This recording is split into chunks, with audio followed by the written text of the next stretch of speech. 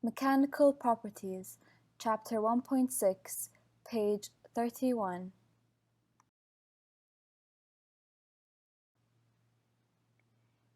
The three principal types of stress are tensile stress, compressive stress, and shear stress, and these are shown in the figures. A tensile stress is caused by a load that tends to stretch or elongate a body. A tensile stress is always accompanied by a tensile strain. A compressive stress is that if a body is placed under a load that tends to compress or shorten it, the internal resistance to such a load is called compressive stress. Shear stress. In shear stress, a stress tends to resist the sliding or twisting of one portion of a body over another. Shear stress can also be produced by twisting action on a material.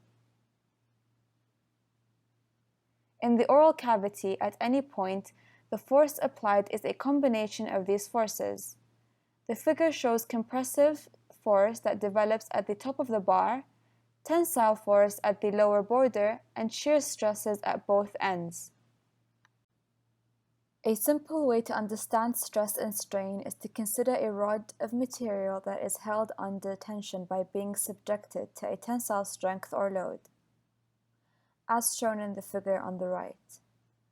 Naturally, one would expect the rod to fail or deform irreversibly under such high load.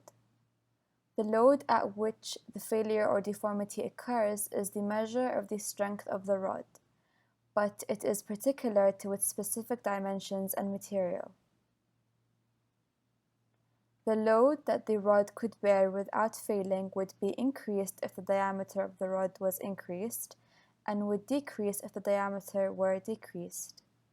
Force is gained through one body pushing or pulling one another, causing deformation. Stress is the force per unit cross-sectional area that is acting on a material. When the force increases, the stress increases. When the area increases, the stresses decrease. The unit of stress is Newton per meter squared, which is Pascal. Strain is the functional change in the dimensions caused by the force. Strain has no units because they cancel out each other. The tensile test is a test where a sample of material is stretched in a uniaxial direction in a tensile tester. The test is carried out with a constant strain rate, for example, constant rate of extension, and the load is measured from a load cell.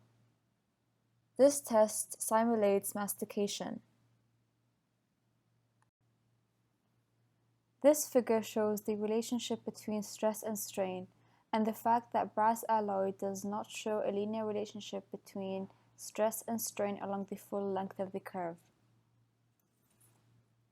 The region where the stress-strain is linear is known as the linear elastic region, and it represents the range where elastic deformation occurs. If the stress and strain are removed, it results in the material returning to its original shape. When the curve begins to deviate from the linear path, the material would have exceeded the elastic limit and it will begin to deform permanently. And the removal of stress from this material does not result in the return of the material to its original shape. This is known as plastic flow, and is represented by the region of plastic deformation on the graph. Young's modulus, or elastic modulus, is the constant that relates the stress and strain in the linear elastic region, and is a measure of the stiffness of the material. Young's modulus also equals stress over strain, and it is measured in 1 Pascal, which equals Newton per meter squared. The following definitions will help you understand the figure more effectively. Linear elastic region is the region where the stress-strain curve is linear and represents the range where elastic deformation occurs. Elastic deformation or flexibility is the removal of stress from the material results in the material returning to its original shape. Plastic flow, removal of stress from the material does not result in the return of the material to its original shape. Yield stress, is the stress at which plastic deformation begins.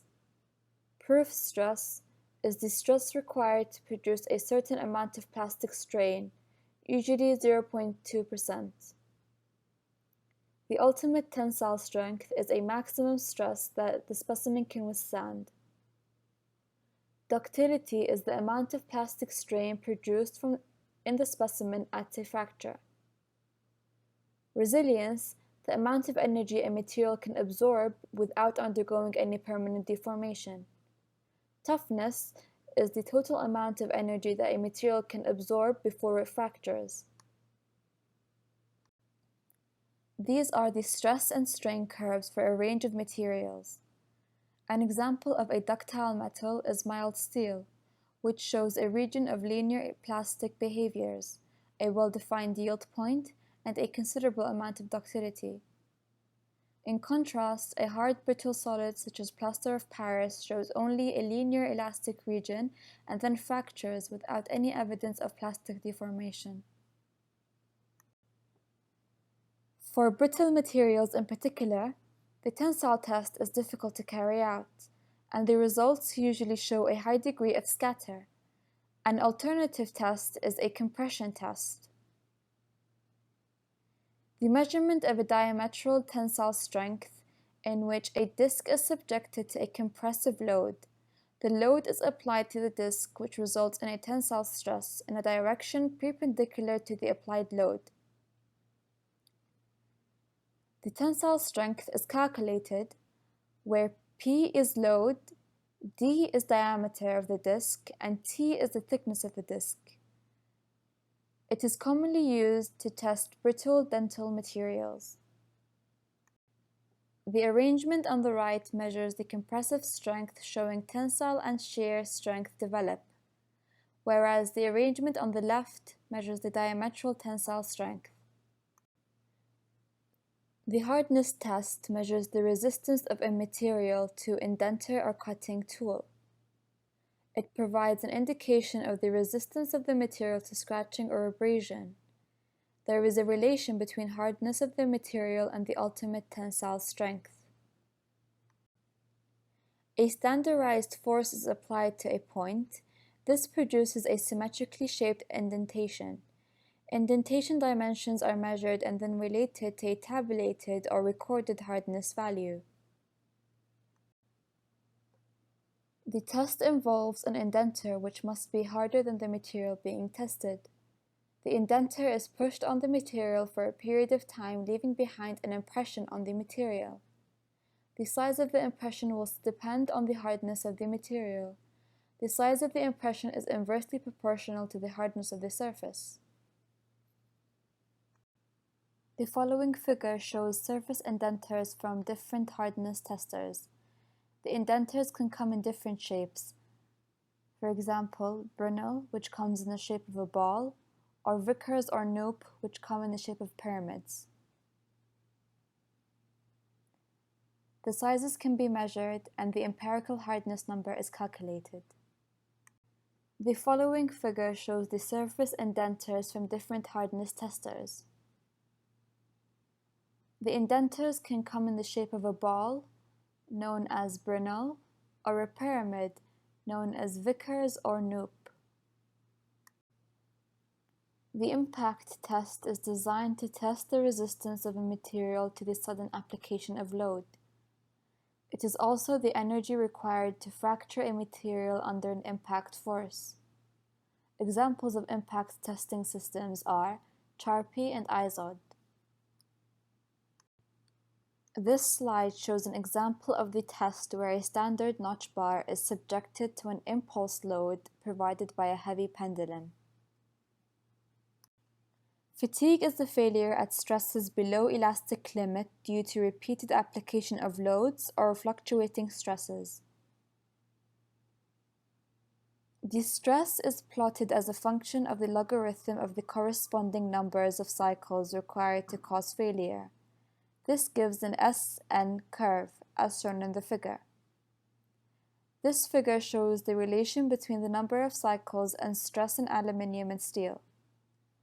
Endurance limit, which corresponds to a level of stress below which the material can be subjected to an indefinite number of cycles without fracturing.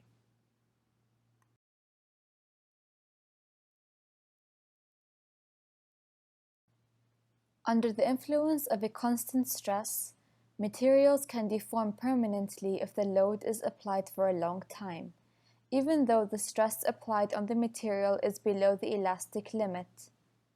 This time-dependent deformation is known as creep, and will eventually lead to fracture of the material. The creep curve shows the 4 stages of elongation, which can be identified as: Number 1 shows the initial elongation due to the application of the load. Number 2 shows the transient or primary creep, which tends to be a larger effect. Number 3 shows the steady state or secondary creep, and number 4 shows the tertiary creep. Creep was the main cause of failure of conventional dental amalgam restorations. With amalgam, it occurs at mouth temperature. Creep increases with the increase of load and temperature.